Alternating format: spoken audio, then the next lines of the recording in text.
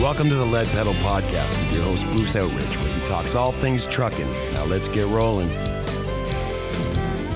Hey everybody, how we doing today? Welcome to episode number 1103. This is Lead Pedal Q&A, which means we answer a listener's question. We had a question come in over our YouTube channel. It says, how do I choose a training school? Nothing like a loaded question like that. We'll tell you all about it right after this. Stay with us. Hey folks, are you an owner-operator looking for a place to call home? Well, Rims Transport is based out of Hamilton, Ontario. And that's right, they are a place, owner-operator fleet only. They run flatbed out of Hamilton, and they don't run much more than 500 to 700 mile radius. So if you're looking for a place that you can get back home on a regular basis, you can get good miles, they have a great culture for owner-operators, and they want you to succeed, then Rims Transport's the place to do that. Where can you learn more? Go to rimstransport.com. Make sure you tell them that the Lead Pedal Podcast sent you, and we want you to be successful. We know them personally over there, and we know they're going to take good care of you. You got open board, you've got tandem US, you got multi-axle US, you got city, you got all kinds of positions available there, all owner-operator fleet. So if you want to be successful for 2023 and beyond, then get on with Rims Transport and tell them we sent you. All right, everybody, talk to you later. Go to rimstransport.com. All right, so let's get into our question today. Our question is from a listener that said, "Hey, how do I choose a training school?" Okay, so this is going to be a lot of it depending on where you live. So you know, we're talking Canada. I'm in Ontario, so what works in Ontario may not work in Alberta. So make sure you're checking. First of all, it's got to be a reputable school. All right. So if you and how do you tell if something's reputable? Well, first of all, you could check into their programming and say, hey, are you guys certified? Check into some of the associations. If you see a school that's not part of any association, that's a bad sign. It means they're not really invested in the industry. So I would really look at that and go, okay, are they part of, in Ontario here, for instance, we have the Truck Training School Association of Ontario. Now, they don't have to be part of that association. You know, a lot of the reputable schools are, but are they part of some association? Look online. Have they been around for a while? Are they getting good comments? Do they offer full courses? Are they if they're just offering like one $500 course, run. You know, they should have a proper certified course. In Ontario here, we have a 200-hour course, which is kind of the standard.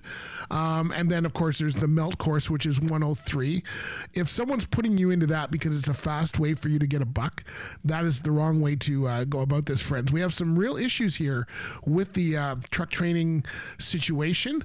A lot of good schools. I work with a lot of good schools, so I know they're doing things right, but there's some real bad ones here. In Ontario alone, during the pandemic, we went from like 50 or 60 schools in the area to 200, and a lot of them are not doing things properly. So you've got to be very careful. We've heard of fraudulent certifications. We've heard about them kind of just taking you around the route. You're not learning anything else.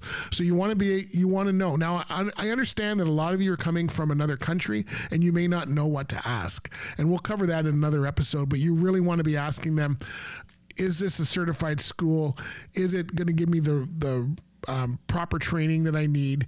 Look up reviews, look up what other people are saying.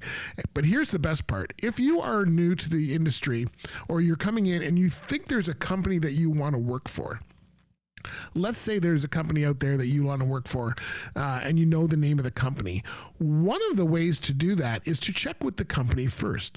Go to the company and say, listen, I'm a new driver. Find out if they take new drivers, and then say, I haven't gotten through a school yet. I'm just looking at this. Is there a school you would recommend? Okay, and if they recommend, because the carriers are only working with certain schools, right? If you know somebody in the insurance side of the industry, ask them, who should I be working with?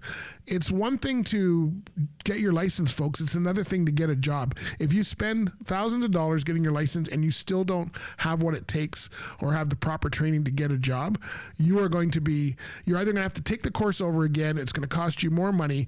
And you know what? It looks bad on you and it looks bad on the school. So get into the proper training first. That is a key thing. Ask other drivers. Ask drivers who of come through it, attend events. We represent a couple of the schools here on our podcast that I would urge you to look into.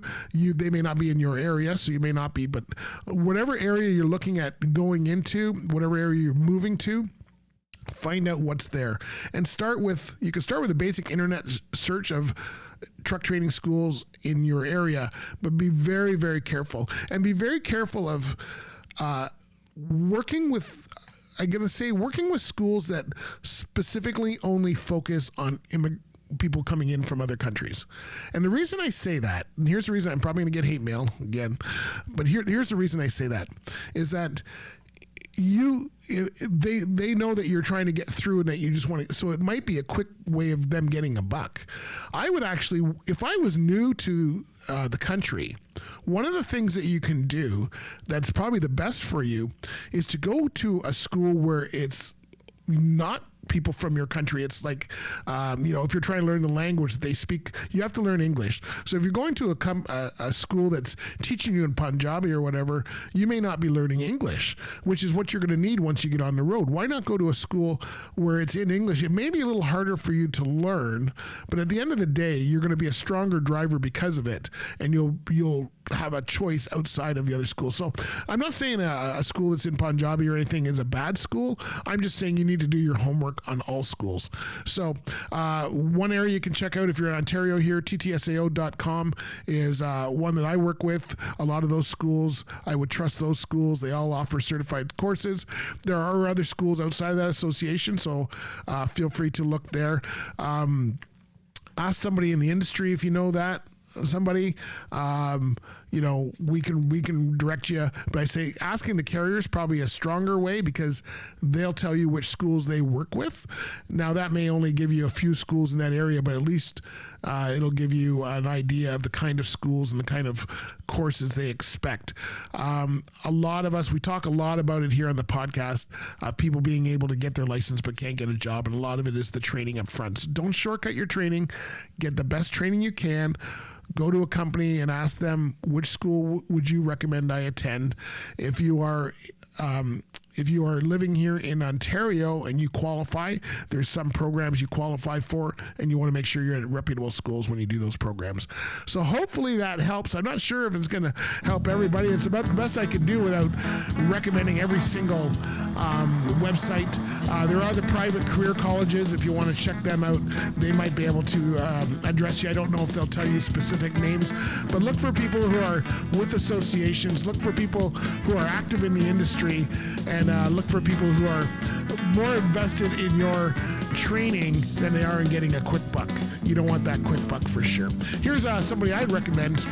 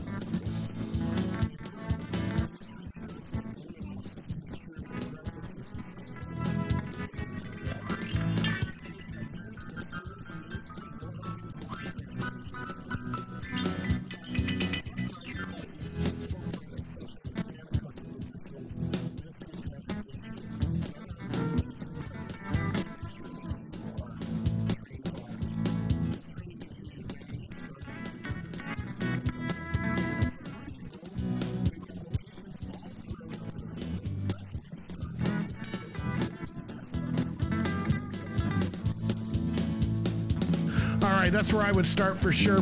And it's Lead Pedal Q&A, which means our disclaimer: please seek out a professional, somebody in the area of the topic that you're looking for. That might be an accountant, a lawyer, a school in this area.